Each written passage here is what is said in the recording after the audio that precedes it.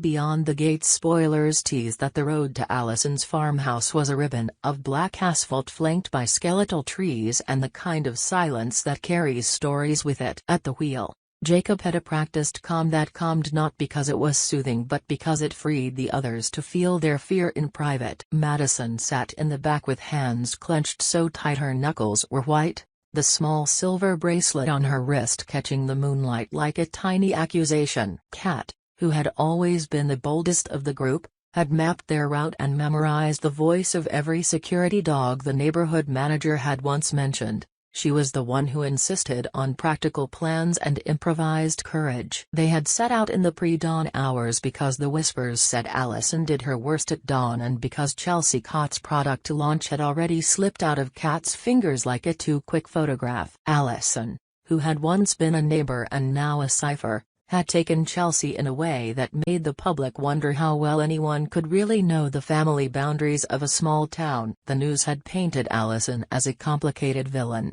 protective of something, avaricious about something else, and deeply invested in the story she told herself each morning in the mirror. While cameras and tweets had turned Chelsea into a brand overnight, in the back rooms of their lives she was still just their cousin. A woman who had designed 3 colorways for a vanishingly successful set of wallets and who hummed to herself when she stitched new leather pieces by hand. Kat's mind replayed Chelsea's last message over and over, a short, clipped voice note cut off mid-sentence, the microwave timer beeping in the background, then static. They'd traced the cellular ping, found a neighborhood grid that smelled of wet mulch and cheap gasoline, and decided that discretion had no currency in this particular deficit of time. Jacob's hands tightened on the wheel on an off-ramp where the old sign read "Slow for Children," but the digital age had not yet erased the rust from the poles. They were moving too fast in some sense, because all rescues occur in the shadow of imprudence,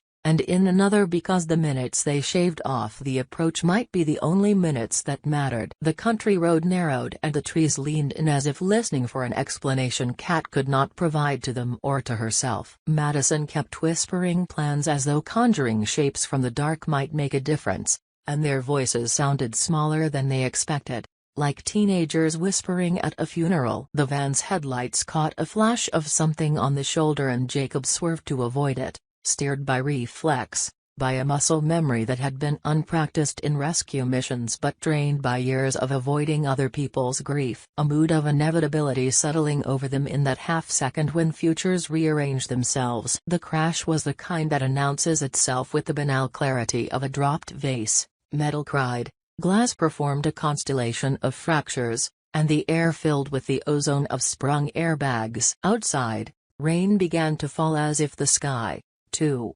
disapproved the calculus of their choices. Hands moved in the dim. Jacob's hands searched for Madison, found her face slick with blood and rain, and he murmured something that sounded like prayer and apology. Madison, trembling, looked toward the passenger seat where Kat should have been, and where a seat remained, but the space that had once contained her seemed to have been given to silence. Kat's face had been the thing they all joked about in lighter hours, the one they called the postcard smile because it arrived as if stamped onto her features by some generous hand. Now that familiarity was a foreign object, her cheek was a caved map of bruises, blood had drawn new borders along her lips, and there was a slant of bone beneath a suspended piece of skin that made Jacob's stomach drop. The rest of the night became a collage of urgent, simple acts, phone calls with shaking voices, an ambulance that smelled of antiseptic and despair, and the hospital's fluorescent corridor that swallowed time. Ted Collins, who had become a name credited in magazines for hands that could recompose faces like orchestral scores, arrived with the clipped steps of someone who had been woken and who would lay the rest of the world down tenderly for a while. He had been Kat's father for 28 years and a surgeon who treated faces like the delicate instruments of a clockmaker. In the emergency room, the world shrank to measures and misgivings, to the appointment of a single heart to a desperate rhythm. Ted's eyes were practiced and betrayed. Surgeons are trained to be architects of hope but never to be its guarantors. He examined the injuries and did not flinch, which comforted the team but did not comfort him. Facts need no consolation, but people do. The diagnosis was precise and clinical, a complex midfacial fracture, lacerations that involved the orbicular area, and soft tissue avulsions that would require staged reconstruction. Yet the diagnosis did not account for the way Nicole's fingers pressed against each other at her sides,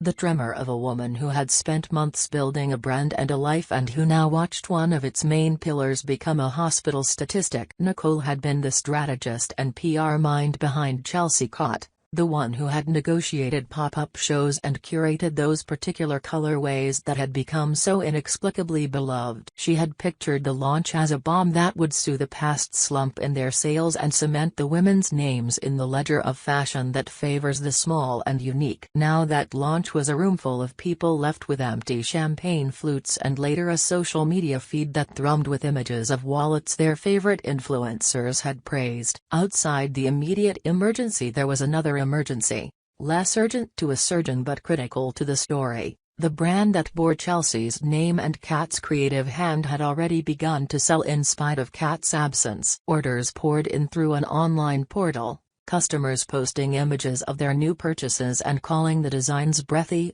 joyous, a palette of summers they had never seen. Nicole, watching those notifications, experienced a complicated grief. She grieved for the lost launch, but she also found herself oddly buoyed by the evidence that their work had meaning beyond the immediate bodily misfortune. All the while, in an operating theater lit like a stage, Ted's colleague who preferred the familial contraction of his first name checked his tools and prepared to piece together what fate had broken. Kat had been the face of more than her physical features. She had embodied a resilience that made injury feel like defiance. But physical restoration is not only about bone and suture, it is about identity, and identity has a demand for narrative continuity. Ted knew the tools of his trade, but he also knew that the woman who would wake from anesthesia might look back at him and not recognize either the reflection or the man who had operated. He promised, in the simple way surgeons promise, that he would aim for harmony.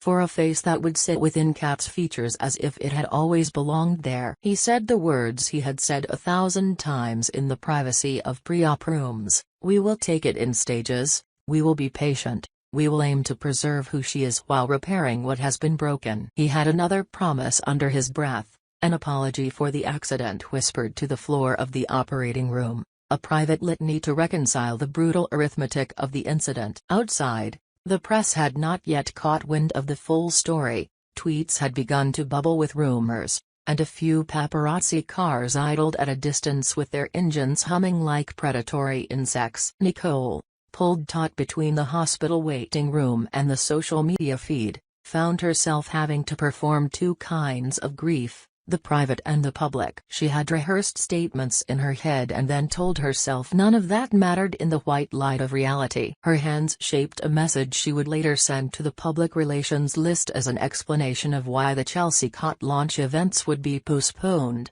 a small, exact statement that hid the wide, ragged truth beneath a simple phrase. Meanwhile, Jacob and Madison dealt with a different kind of aftermath, the thin, inexorable guilt of survival when someone else had been more harmed. Jacob replayed the swerve, replayed the seconds before the crash, looked for an enemy named If and found nothing but an absence of rescue strategies. Madison's sleep, when it came, was full of the sound of glass collapsing inward and of a woman's voice calling out in a language that had no words left for them. Kat, in the days following, slept and woke under the heavy pacings of algorithms that track vital signs. Each breath was recorded and catalogued like a new chapter. Ted performed the first series of surgeries with a steadiness that had earned him his name, carving, rearranging, grafting tissue with the delicacy of someone performing a ritual whose goal was relanguage or building a line that would allow a future smile to feel like truth. He spoke to Nicole and to the anxious relatives in terms that were both technical and figurative. "We will reconstruct the zygoma, we will ensure that the orbital floor is supported, we will take cartilage grafts from the ear when necessary, and we will stage the repairs so that swelling can settle and so that surprise is a surgeon's euphemism for the body's unpredictable rebellion are less likely to undo their work." As surgeons in dramas go, Ted was neither cinematic nor cold. He was quietly heroic in the way of people who do the impossible by repetition and practiced empathy. He called Nicole to his side often, answered her frantic questions about recovery timelines and cosmetic outcomes, and made a point of explaining that the aesthetic component of reconstruction was not vanity but restoration of self-esteem and autonomy. Nicole listened and promised small things in return: to supply photographs for reference of Kat's face before the accident, to coordinate visits, and to maintain a buffer between the press and the patient. Yet beneath that professionalism, there was a deeper query that neither of them voiced aloud: could the machine of old resentments be reset by emergency? Nicole and Ted had not always been close. They had frictions born of competing priorities and of a mutual stubbornness over how visible a family should be when private wounds were magnified by public interest. Nicole remembered the time she had requested a certain shade for a wallet and Ted had suggested it was impractical. She had felt then a twinge of belittlement that had been raw and petty and unresolved. Ted, for his part, had resented the way Nicole commodified family ties in a way that sometimes made the human elements of their lives into image opportunities. And yet when the hand of crisis rearranged priorities, those old grievances felt oddly small and, at the same time, blindingly close. Nicole's calls to Ted were more frequent and less guarded, and Ted's replies were unexpectedly tender. They spoke not only about sutures and schedules but about the history of Kat's laugh and of the color she had once mixed for a wallet that had never gone into production. Those stories, as irrelevant to the technician's tasks, served as a ledger of personhood, useful in a way that was purely human. Meanwhile, the world outside continued its indifferent commerce. Orders for Chelsea Cot wallets arrived in waves from cities that had never known Chelsea personally but that had embraced the colorways she and Kat had chosen. Unboxing videos proliferated, influencers praised the supple leather, and small boutiques reported that their shelves were being cleared faster than the manufacturers expected. Nicole found this paradox harder to reconcile each time she unlocked an email or accepted a call from an excited store owner. How could consumers celebrate a product conceived and refined by a woman lying under anesthesia and by a designer who could not attend her own launch? On social media, fans dissected images of the wallets with the zeal of religious adherents examining relics, and the public conversation oscillated between jubilation at the design and sorrow at the news of the accident. Some admired the cruelty of life, how beauty could be sold as if it were easily separable from the fragile bodies that created it. Others wrote open letters demanding transparency in how small brands navigate the personal misfortunes of their founders. Those demands only amplified Nicole's sense that she was now the steward of both the brand and of a private catastrophe. Her role had shifted overnight from strategist to guardian, and she felt both honored and burdened by the duality. At the hospital, Kat's recovery was measured in small, progressive victories. She opened an eye, then the other, she managed a swallow, then a laugh that was muffled but genuine. Her voice, when it returned, carried the traces of a throat that had been stressed and of a woman who had slept beneath a deep, layered sedation for days. When she finally saw Ted, the man who had stitched her back to a facsimile of her former self, her gaze was complex and slow, like someone threading memory through a new lens. She reached for his hand with a movement that was both grateful and evaluative. Ted, unused to being on the receiving end of such visible vulnerability, found his own throat tighten. In that hospital room, the narrative became more complicated. The father who had the medical tools to heal his own daughter and the man who might be required to change the face of the woman he loved were entangled in roles that neither had rehearsed for. Kat's post-op mirror was an event. The face she confronted was familiar in outline but unfamiliar in detail, the soft architecture of cheekbones repositioned, scars like new tributaries, and features that did not always align with the memory of herself. Identity, she realized, is partly a mirror's work and partly a social contract, requiring other people's recognition and the private comfort of continuity. She would have to relearn expressions and context, see how the light played against her cheeks, and test how smiles landed in photographs. Those small rehearsals of self took longer than any operating table had suggested. For Nicole, who sat in the waiting room and felt the world tilt beneath the weight of sudden responsibility, The company's sales offered both relief and guilt. She kept thinking of Chelsea's solitary nights in the studio, the way she had insisted on hand-stitched edges and unique linings, and she felt like a curator of ghost work. The money rolling in could pay for care, for surgeries, for therapists, but it could not unring the bell of the accident. Meanwhile, the story of Kat's face had begun to leak into the rumor mill of the town. Whether the rescue mission had been reckless, and whether Allison would be punished, swirled like smoke. Allison herself became an object of fascination rather than a person. Newspapers reprinted her old interviews, fans argued about her motives, and a local radio host called her a modern Medea without having ever spoken to her. The act of reducing a complex situation into an arresting headline irritated Nicole into private fury. The nuance of motive was lost to the clamor for moral clarity. As reconstructive work continued, a quieter crisis developed under the radar: the question of identity and professional continuity for Kat. Who would she be after multiple surgeries? Would she still fit into the small, intimate role she had occupied in the company that had become a lifeline? Would she want to be aestheticized in the same way? Those questions forced Nicole to imagine hard choices she might one day present to Kat: a public reveal, a slow reintroduction to the brand,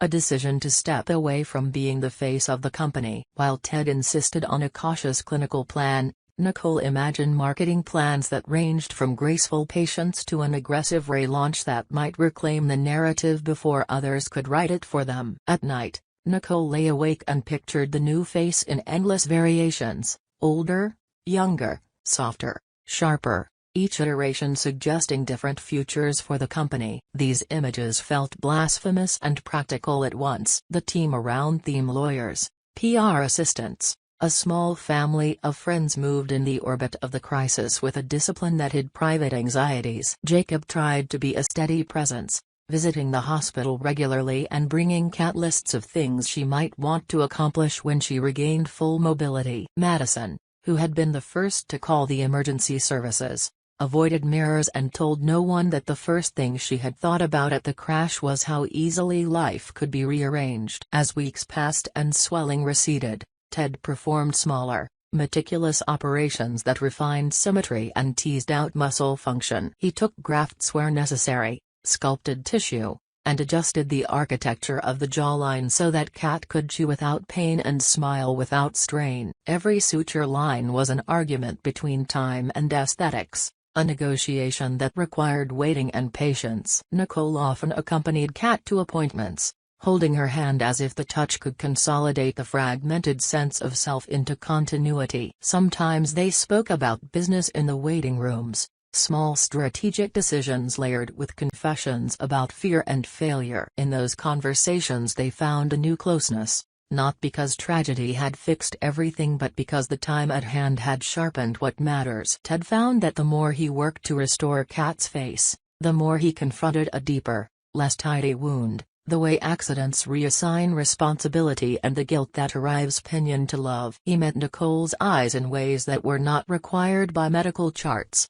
their glances carrying an unspoken catalogue of past slights. He wanted to apologize for things that predated the crash, for snide remarks at family dinners that now felt unbearably small. Nicole wanted to forgive him but feared that forgiveness might be a concession she was not yet ready to make. As the planned stages of surgery continued, the brand's momentum outside grew into something almost independent of those who had built it. Retailers reported brisk sales, and resellers who had bought early sets found themselves returning to the market with positive customer reviews that multiplied like coin. An ironic sort of fame settled over Chelsea Cott, one that did not require the physical presence of its creators but instead required only their creative residue. This success produced both gratitude and resentment within the family. Gratitude because the revenue allowed the best medical care and personal therapists to be engaged. Resentment because it suggested that work could outlive its makers in ways that felt cruelly transactional. Nicole struggled to hold these contradictions together and to argue for compassion in boardrooms where numbers continued to be the language of decision-making. Meanwhile,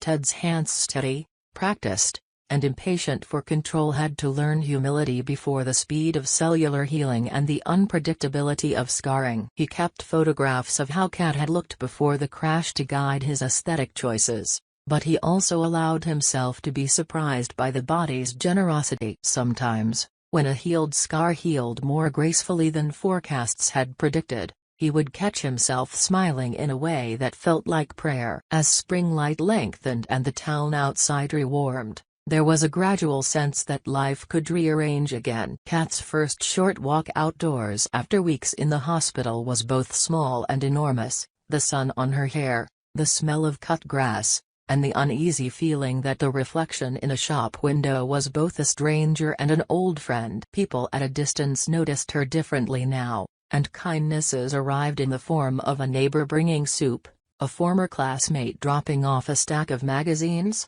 and distant customers writing to ask about Cat's well-being. This attention was a brittle medicine, good for symptoms but not for the wound itself. In private, Ted and Nicole kept crossing paths like two actors in a long, unfamiliar play. They shared information about insurance and about the likely timeline for cosmetic refinement, but they also shared stories about Cat's childhood, the nickname she had been given by a man in a diner who once said her laugh started small and then filled the room, and the small, ridiculous dream she had had of opening a tiny shop on a street that did not yet exist. Those stories knit them together in ways that legal contracts never could. Yet the question that hovered above their conversations was neither medical nor commercial but moral. Could the reconstruction of a face restore the unmeasurable things that the accident had rearranged? Could a physical fix help them all return to a previous script: family dinners, product meetings,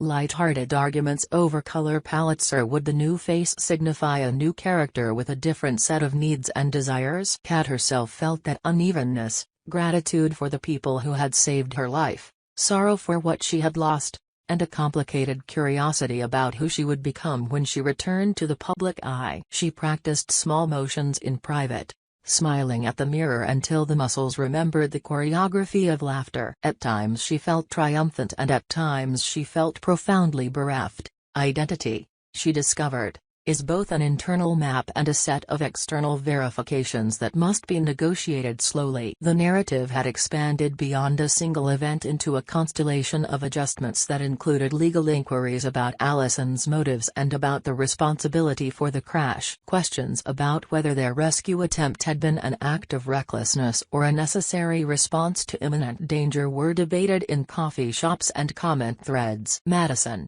who had been charged with navigating the moral fallout, found herself fielding angry messages and sympathetic condolences in equal measure. Some accused them of vigilante behavior, others praised their bravery. Those conflicting messages became an additional burden, a chorus of strangers who insisted on judging on moral terms they believed simple. In private, however, Nicole and Ted began to craft a different story, one that might allow for both accountability and compassion. They discussed how to support Chelsea's return to work when she was ready and how to protect the privacy of those who needed quiet to heal. Neither wanted the brand to become a spectacle of suffering, but both recognized that silence could be a luxury they no longer had. As the story of the wallets continued to be celebrated externally, within the family there were also fragile negotiations about the public release of photos of Cat's recovery. Nicole argued for controlled releases that would humanize without sensationalizing.